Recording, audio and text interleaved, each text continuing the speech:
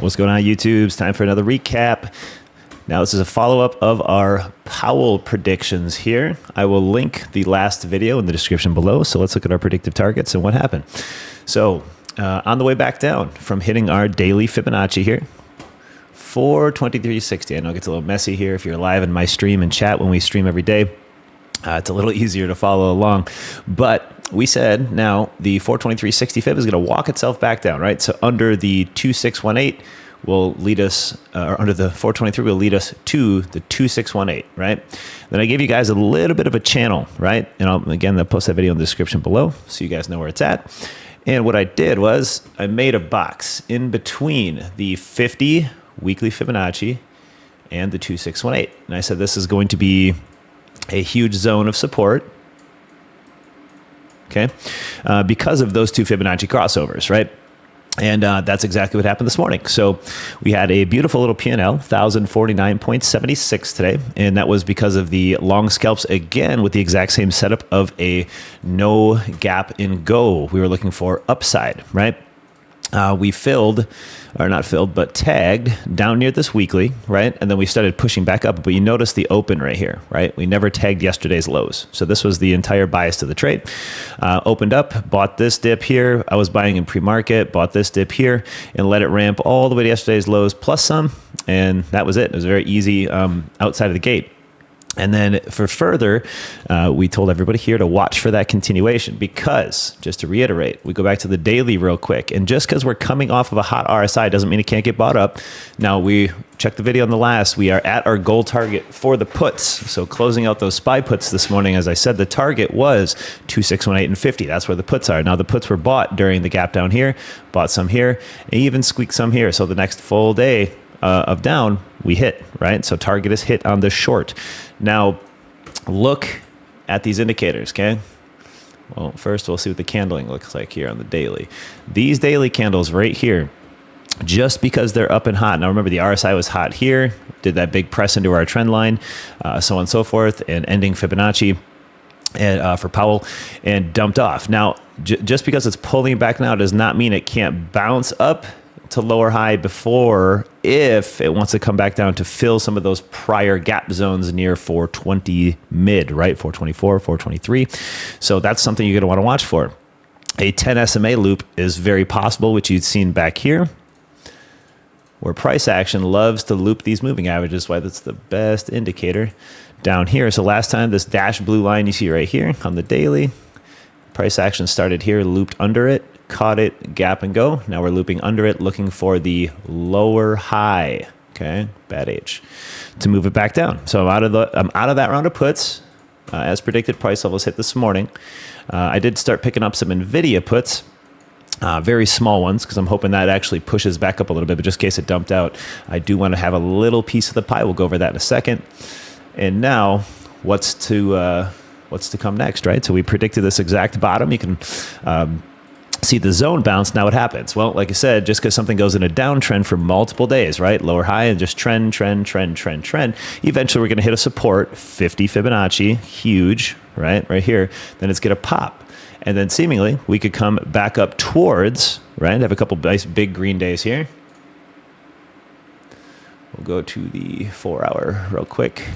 So I do want to make a note of this here.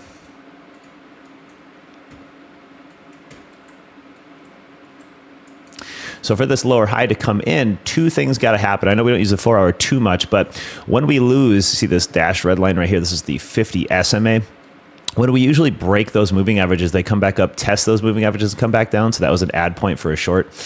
Very good one to be specific. And then anything under this Fibonacci, we were going to be heading down to the ending, which was the 0 Fibonacci, which it did a fresh low break and then cut right back up today as expected. Now, for the lower high, two things got to happen here first. So the moving average system, this is actually quite bullish on a 50 loop still, because this could actually squeeze back up on new catalyst and just run wild still. So don't write that off. But we need a confirmation roll where this 10 SMA that has cut through the 50 stays below it, okay? And this is a longer standing time frame. Usually we use the 30-30. I'm going to use the 4 on this one. So the 10 SMA cross the 50, right? 50 is pointing up, and we need it to do this slow roll. So in that time, the market will bounce here. come back up for a few days, hopefully stay under the 10 SMA daily, right? It can cut back over the 10 SMA 4 hour, which is right here. Okay, that's this blue dashed. And it can come back up to where this 50 is what we're making this out to be.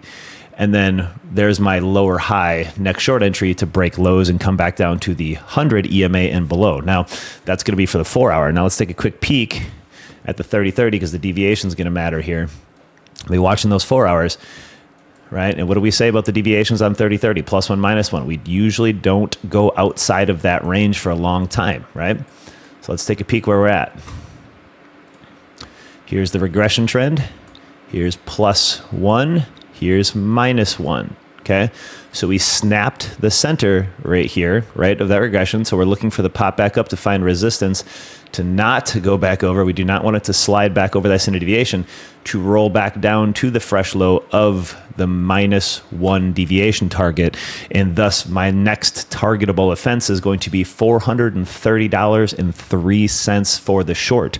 Now you are just looking to get into this position and don't short lows right here unless you're getting long-term options. So on and so forth. You can actually manage and build.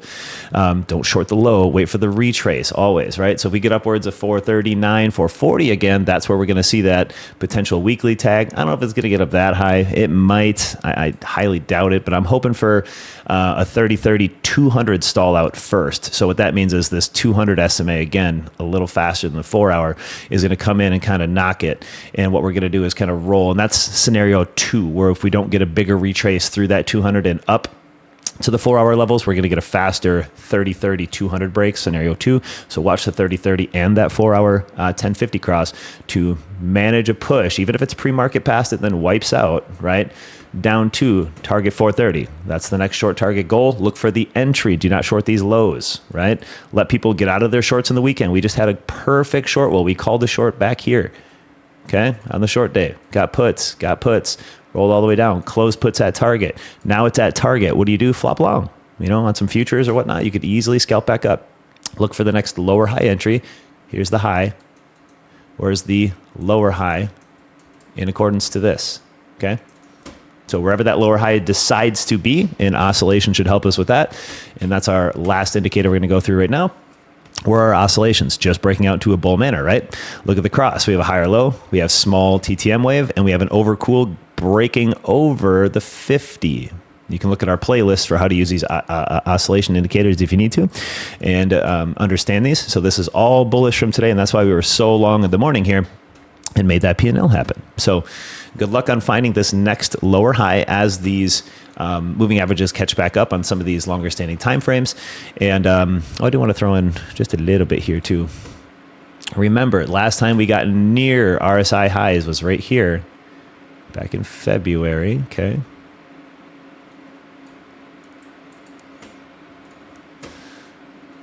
Boom. So last time this was hot right here. Look at that. Nothing went in a straight line. It went down day, down, huge up. What's that? Lower high. What did it happen? Did it ever break over back that? Nope. 2 red candle down. Walked itself back up again. Lower high. Boom. Then finally fell. Okay. So what I'm trying to say is don't get caught in these bottoms, which are coming in right now, right? Always wait for the lower high retrace to negate that risk. So same thing happened last time, a little faster, obviously, because the pressure squeeze here was phenomenal. And we obviously have way different indicators for that, but we've seen multiple gap up into RSI overheat on the daily and then rolled back down. So that'll be it for that. Stay tuned for the next, guys.